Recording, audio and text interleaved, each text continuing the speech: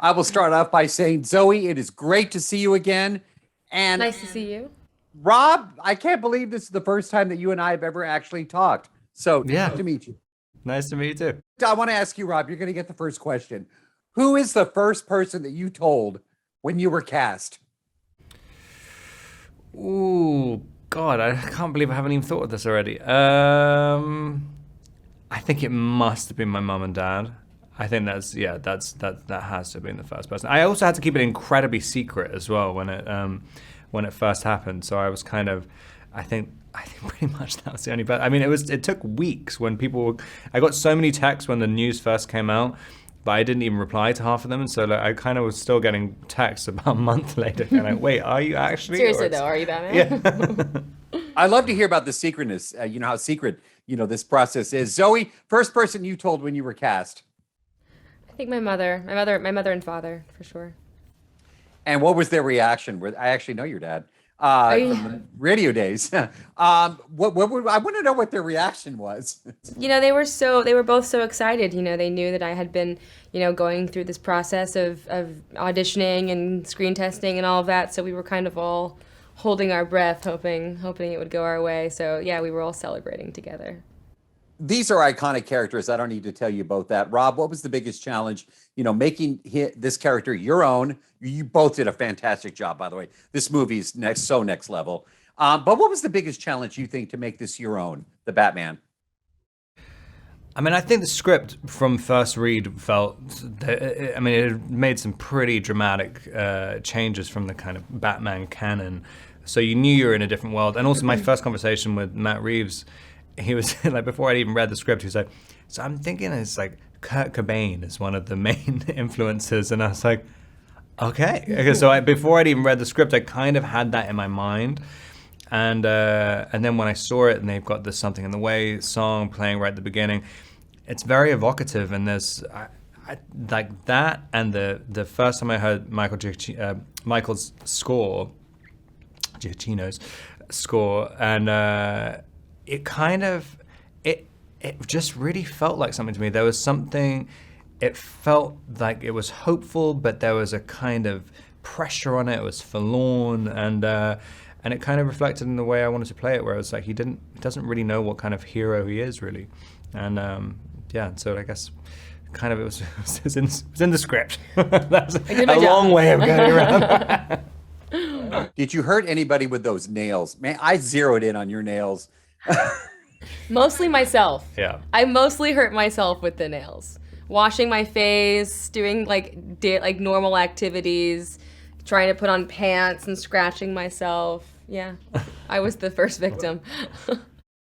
Colin, and I know I'm not the first one to tell you this, but no, you're not. You're not the first. Yeah. Stop you right there. I'm just saying. No. Well, you know where I'm going, but I have to ask it for everybody that's watching this right now. Dude, you are unrecognizable. So let's just get it out of the way. How long did it take for you to transform? The first time we did it, we did a makeup test and makeup, wardrobe, bodysuit, etc. test. It took, I don't know, we were 6 or 8 hours. And then by the time we started production, we knew what we were doing. They were 4 hours, and then minutes got shaved off every day. I don't know how many days I worked, maybe 30, 35 days or something. But by the end of it, it was down to under 2 hours. But Dave, I didn't mind because the result was so extraordinary. I did so much of the work for me. It was such a joy, kind of a privilege to inhabit this brilliant design of Mike Marino's, Well, thank you for answering that question. I appreciate it. I know it's probably getting asked a lot. No. John, everybody, I'm keeping an eye on you, John, today. Yeah, I'm keeping you. I'm looking at you too. All right, brother. Hey, man, everybody in Gotham is corrupt. Yeah. So is that something that justifies like these characters, your character in particular? Well, there has to be someone behind the curtain, pulling all the strings. And The real Oz. yeah. The real So Oz. he's sort of, he's that guy. And, he was that guy in the comics, in the Frank Miller comics. And so it was fun to play with that and to play with the other actors and then see how they reacted to you.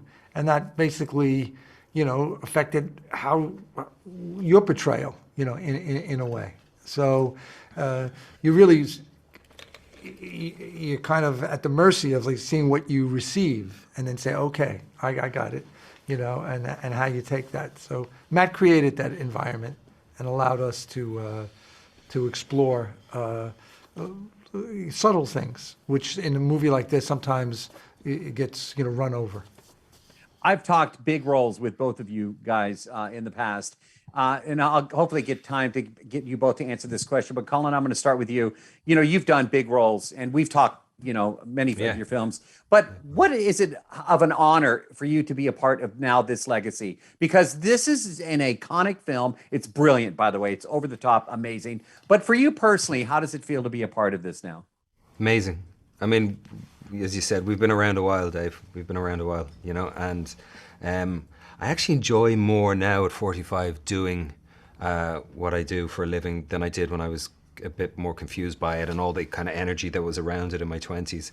But I still am a fan of film, and I still get giddy about going to the cinema all these years later, and I get giddy about certain things that are being released from filmmakers I love or characters that I might recognize that I have a history with. So that was all that was encompassed by this experience. When I heard that Matt Reeves, whose work I really loved, from Cloverfield to what he did with the Apes films and Let Me In, I just think he's an extraordinary filmmaker who tells tales on a really grand scale, but also there's an intimacy in all his films and all his work that's astonishing, never mind how aesthetically beautiful they all are and different.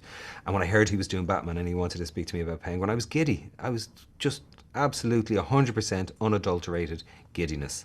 And that continued, throughout the whole process. And the first time I saw Batman, Dave, he was standing up on a roof, and it was a black London skyline. We were doing a night shoot, and I swear it was a windy night. It had been raining, and his cloak was blowing in the wind, and he was backlit, and I could see these two ears sticking up over his cowl, and I just thought, there he is. There he That's is. great. Totally, no, honest to God. So I'm thrilled to just be around it and this bunch of actors, and to be in a world and sharing this world with them all. I'm really delighted, humbled by it. I'm delighted to be a part of it. I really am. I think it's a great group of people. I think Matt did a beautiful job, and I'm just really happy to be a part of it and to participate in it. So it's kind of really. I don't know. It's fun to think, wow, I'm actually in this film. It really is. Yeah. How long did it take for you to mentally prepare and transform into this character? I think it took the time I had, and I don't remember how long. I think I actually had a decent amount of time, but as soon as you get the call for something like this, it's just the hunger is instantaneous, and especially because Matt's script was so beautiful and powerful, and he was so thoughtful and clear and passionate. So from my very first interaction with it, you're already walking towards the character. And we had an epically long shoot in this instance, so that there was a continual. Luckily, that's actually one thing. The comics, I just got to keep discovering more and more. There was just always fuel on this one, which was so lovely, especially considering the pandemic and how long we had to shut down. And it was so nice to come back to the comics, to have new ones. I remember on certain night shoots even just saying, well, I'll just stay in communion with this and let me... So it was a really harrowing at times, but there was something fun in the process of preparing. Jeffrey, two things for you. Number one, the mustache in this film, and I see you got it going today. Incredible.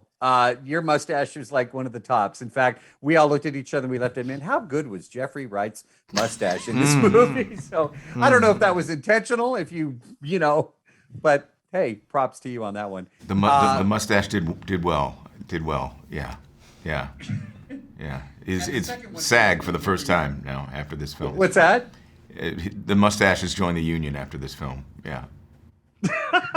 As well it should. Did it hurt when the Batman punched you? Did it hurt? Well, yeah, I've recovered. But, it was all a part of the grand plan, or at least the plan in that moment. It's a great moment. The payoff to that moment. Yeah. It's good. Yeah. Paul, were you able to figure out any of the riddles, as you read them before? Or, it's interesting for me about this character is that riddles are usually fun, but in this, with this guy, it's just the opposite. Yeah, how Matt wrote this script, all the seeds were there, the details, it's incredible.